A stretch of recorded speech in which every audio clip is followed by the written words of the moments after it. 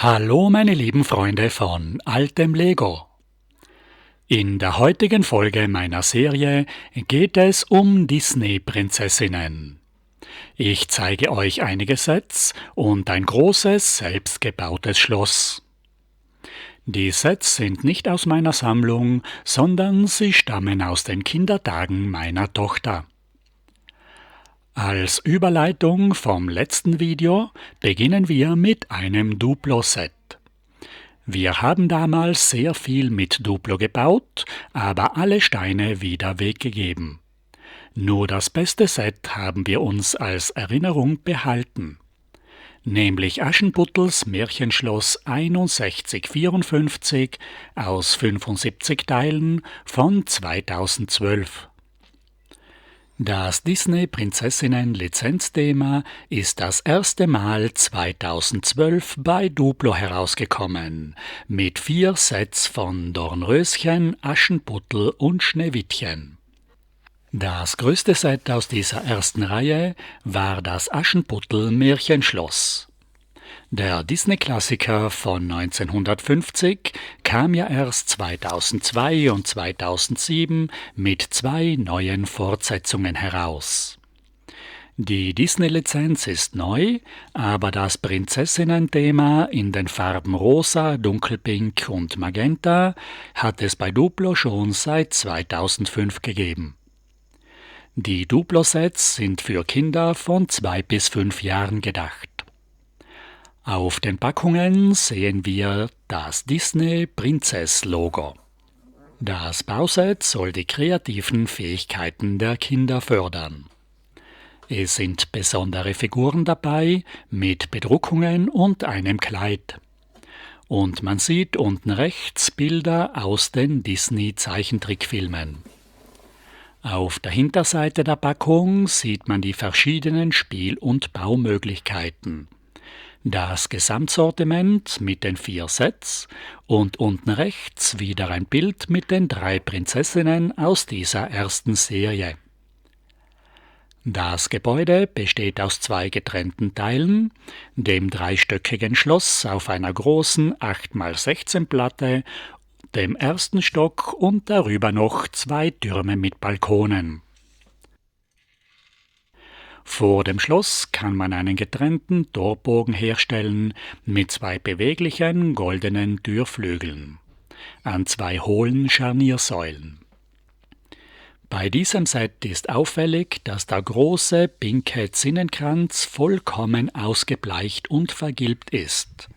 Er besteht offensichtlich aus einem anderen Kunststoff, der nicht so haltbar ist, weil sich die anderen Teile mit genau demselben rosaroten Farbton sehr gut erhalten haben. Das Märchenschloss hat 5 violette Turmspitzen und viele schöne Goldbedruckungen. Am Torbogen steht der Buchstabe C für Cinderella in einem Wappen zwischen Ranken. Im Eingang begrüßen uns jetzt Cinderella und Prinz Charming. Sie haben den Körper der neuen Duplo-Figuren von 2004 mit den rundlichen Formen und den getrennt angespritzten hautfarbenen Händen, die man aber nicht drehen kann. Kopfhaare und Drucke sind einzigartig für die Disney-Prinzessinnenlinie. Aschenputtel hat die typische Frisur aus den Zeichentrickfilmen mit dem hellblauen Haarband. Sie hat einen Rock aus Stoff mit einem Gummiband zum Anziehen an. Die großen Torflügel gibt es in goldener Farbe überhaupt nur bei diesem Set. In anderen Farben gibt es sie noch bei 3 weiteren Sets, wie zum Beispiel bei 2 Bauernhöfen. Durch das große Tor kommt man in das Wohnzimmer des Schlosses, es kann aber gleichzeitig auch der prächtige Ballsaal sein. Prinz Charming tanzt gerade auf dem Ball mit dem unbekannten Aschenputtel. Wenn die Turmuhr 12 schlägt, verliert der Zauber der guten Fee seine Kraft.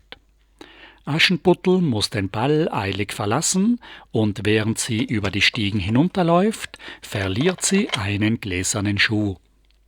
Dieser bedruckte 2x2 Stein war aber nicht bei diesem Set dabei. Mit dem gläsernen Schuh findet der Prinz seine Braut und beide leben glücklich und zufrieden bis an ihr Ende. Wir können jetzt das Traumpaar in ihrem Wohnzimmer besuchen. Es gibt 2 kleine hellblaue Duplo-Standardstühle. Aschenputtel muss sich zum Hinsetzen den Rock ausziehen, den sie in der goldenen Schatztruhe von 2004 verstauen kann. Die Schatztruhe wurde bei vielen Ritter-, Prinzessinnen- und Piratensets verwendet. Der Tisch ist der einzige Magentastein in diesem Set. Darauf steht ein Teller, der mit 3 Törtchen bedruckt ist. Dahinter sehen wir einen Stein mit dem Kaminfeuer und oben einen Stein mit dem Kronleuchter. Ein schmaler Treppenaufgang aus normalen 2x2 Duplosteinen führt hinauf in das Schlafzimmer im Obergeschoss. Aschenputtel kann sich am kleinen goldenen Spiegel im Turm hübsch machen und der Prinz schaut vor dem Schlafengehen noch von seinen 2 Balkonen auf seine Ländereien und wünscht seinen Untertanen eine gute Nacht. Dann legt sich das Traumpaar in die 2 Einzelbetten. Zum Zudecken gibt es 2 Bettlaken aus echtem Stoff, die einseitig mit einem violetten Sternenmuster bedruckt sind. Die 2 Verliebten träumen jetzt von ihrer romantischen Liebesgeschichte, während die Nacht über den violetten Turmspitzen hereinbricht. Das Duplo-Aschenputtel-Schloss ist eine wunderbare Kombination zwischen einfacher Bauweise und realistisch gestalteten Lizenzfiguren. Mit Duplo hat das Disney-Prinzessinnen-Lizenzthema im Jahr 2012 erst angefangen. Hier zeige ich euch noch schnell einige Duplo-Figuren von 2015, Minnie mit Stoffrock, Mickey Maus und Prinzessin Sophia die Erste. Im Jahr 2014 kam die neue Disney-Prinzessinnenreihe für Mädchen zwischen 5 und 12 Jahren heraus, mit den neuen Friends Mini-Puppenfiguren von 2012 mit den neuen Prinzessinnenröcken. Mit Aschenputtel, Rapunzel, Ariel, Merida, Jasmin, Elsa, Belle, Dornröschen und Vaiana. Diese Sets haben damals meiner Tochter sehr gut gefallen, weil sie mit der Eiskönigin und mit Vaiana ihre Liebe zu den Kinofilmen entdeckt hat. Das Dornröschen Nummer 41060 aus dem 2. Disney Princess Jahr 2015 war das erste richtige Lego-Set meiner Tochter. Wir waren alle begeistert von den modernen, schlanken Friends-Figuren, den vielen bunten Farben und den Kleinteilen, nach denen wir häufig suchen mussten. Dornröschens Schlafgemach besteht aus 91 Teilen und kam im Januar 2015 heraus. Die Packung hat wieder die schön geschnörkelte, magentafarbene Aufmachung, die wir beim Duplo Aschenputtelschloss von 2012 gesehen haben. Mit dem Disney-Prinzessinnen-Logo, rechts unten im Eck ein Foto aus den Zeichentrickfilmen, auf der Seite die schlanke Lego Friends-Figur, auf der Rückseite gibt es Spiel- und Baufunktionen und unten rechts einen Überblick über die damaligen 6 verschiedenen Prinzessinnen-Themen. Inzwischen sind schon von 12 verschiedenen Disney-Filmen Prinzessinnen-Sets herausgekommen.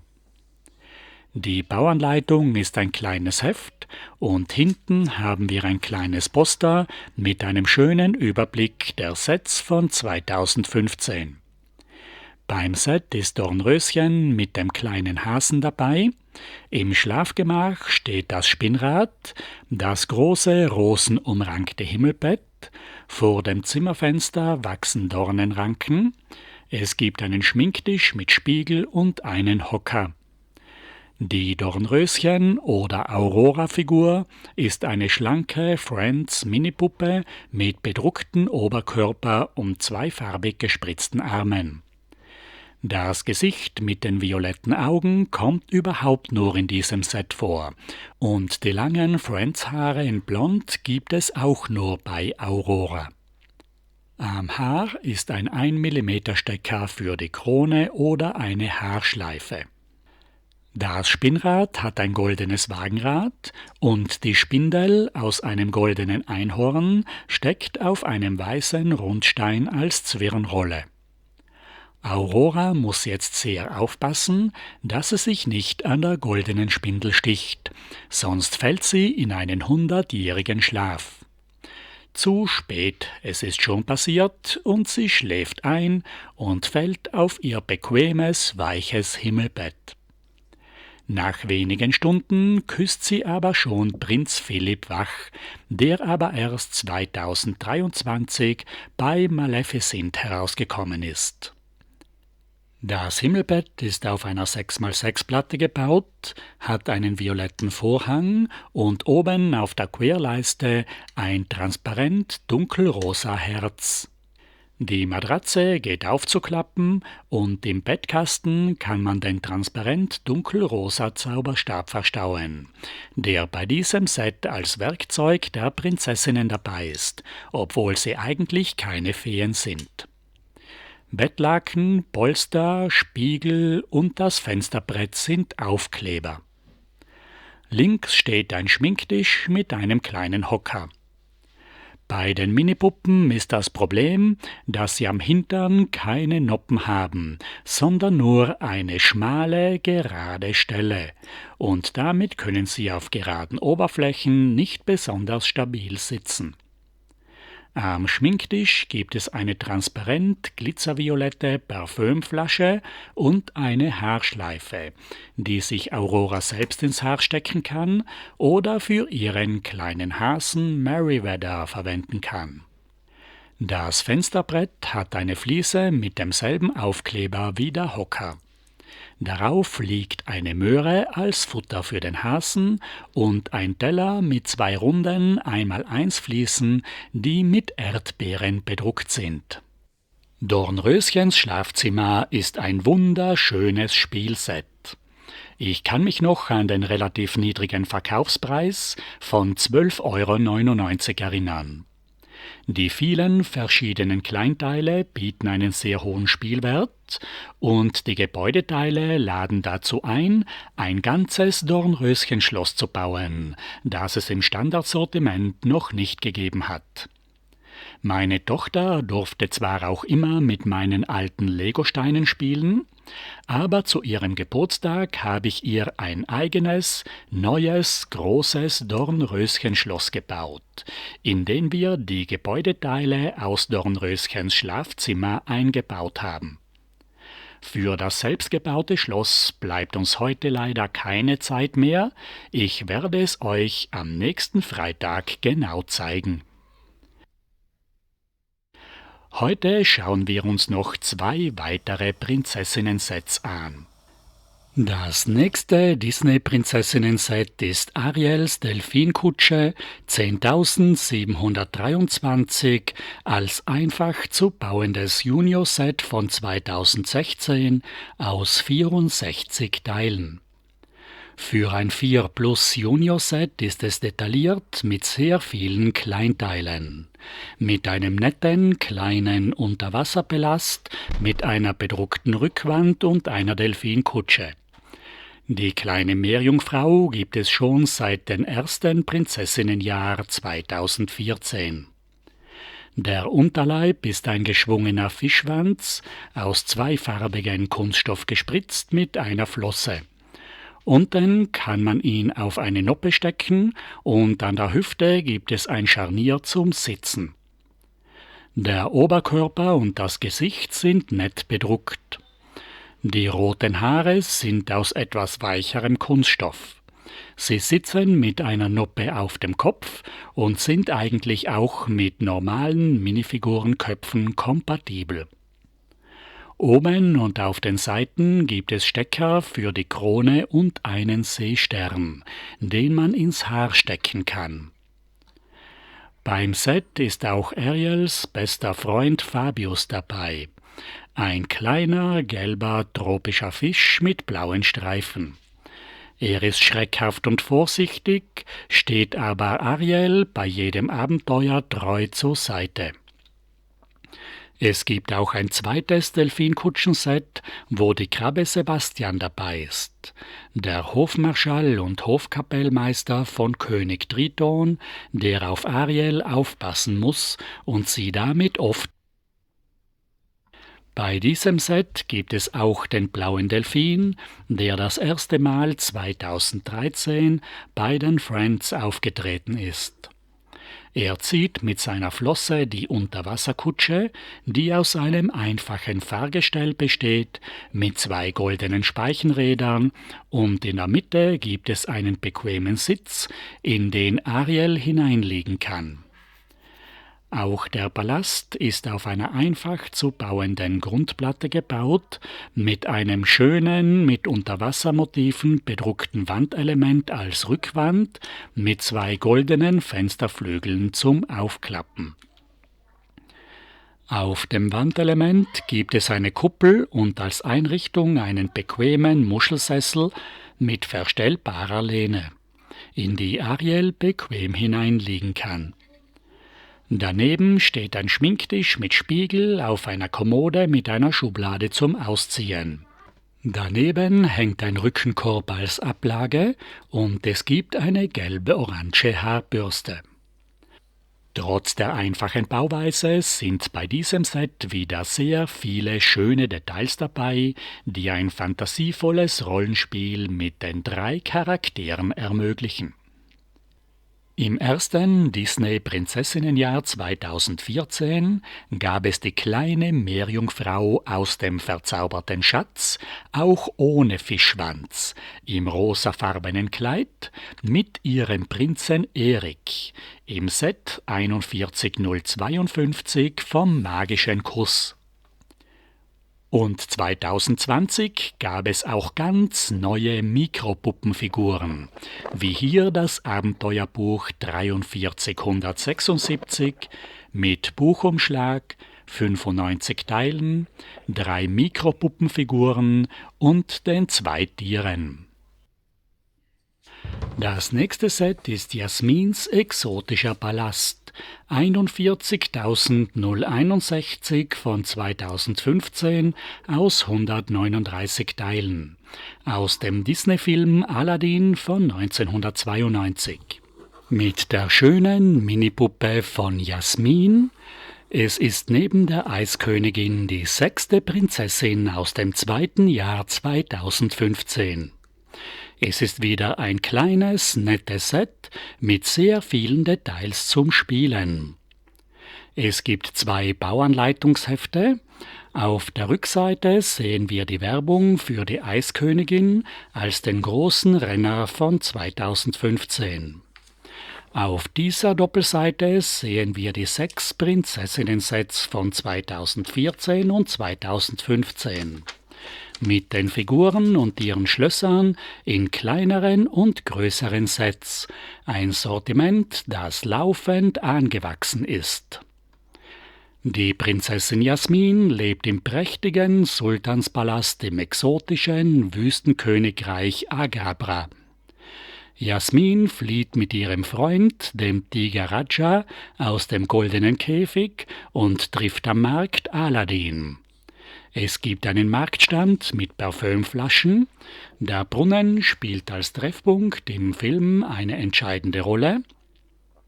Wir sehen das Fass mit den Schlangen des Schlangenbeschwörers und die Flöte. Unter der Palme kann sich der Tiger ausruhen und an einer Fleischkeule nagen. Im Palast steht ein bequemer Hocker und es gibt eine Säule mit der Wunderlampe und einen fliegenden Teppich. Die Minipuppe trägt eine typische, weite, orientalische Pumphose. Die Minipuppen sind zwar schön geformt und gut beweglich, sie können aber nicht richtig sitzen, nicht gehen und auch die Handgelenke lassen sich nicht drehen. Jasmins Frisur aus dem Zeichentrickfilm gilt als eines der schönsten Minipuppenteile. Am langen Zopf sind Diadem Ohrringe und 2 Haarbänder aufgedruckt. Der Tiger Raja ist auch eine wunderschön bedruckte, kleine, nette Tierfigur. Er ist der Beschützer und der einzige richtige Vertraute von Jasmin. Tief im Innern der Höhle der Wunder steht die Lampe auf einem hohen, schmalen Steinpfeiler. Am Markt haben wir den schon erwähnten Brunnen, den Marktstand und das Fass mit den 2 Schlangen und einen goldenen Laserschwertgriff als Flöte des Schlangenbeschwörers. Am fliegenden Teppich gibt es links einen Platz für den Tiger Raja und links einen Halter für die Füße der Minipuppe. Die Friends-Figuren kann man ja nur mit den Füßen festklemmen und nicht mit dem Hintern aufstecken. Besonders schön sind die Bedruckungen am fliegenden Teppich und die gelben Werkzeughalter als Quasten. Für den Tiger gibt es hier die kleine Palme als Schattenspender. Auf Marktstand, Hocker und Palastwänden sind 6 Aufkleber. Und im Palast haben wir einen Hocker. Auf den flachen Oberflächen können die Minipuppen, wie gesagt, nur sehr schlecht sitzen. Jasmins exotischer Palast ist wieder ein wunderschönes Spielset mit vielen Details für Rollenspielen und kleineren Umbauten. Nach diesen ersten 3 Prinzessinnen-Sets möchte ich für heute gerne eine Pause einlegen. In der nächsten Woche geht es weiter mit der Eiskönigin, Vajana und mit meinem selbstgebauten Dornröschenschloss für die Prinzessinnen. Ich bedanke mich bei euch allen, dass ihr heute am 1. Mai zugesehen habt. Ich wünsche euch weiterhin ein schönes, verlängertes Wochenende und freue mich schon auf die 2. Prinzessinnenfolge am nächsten Freitag. Auf Wiedersehen. Wer will altes Spielzeug sehen, der muss zum Spielzeugklassiker gehen. Der muss zum Spielzeugklassiker gehen.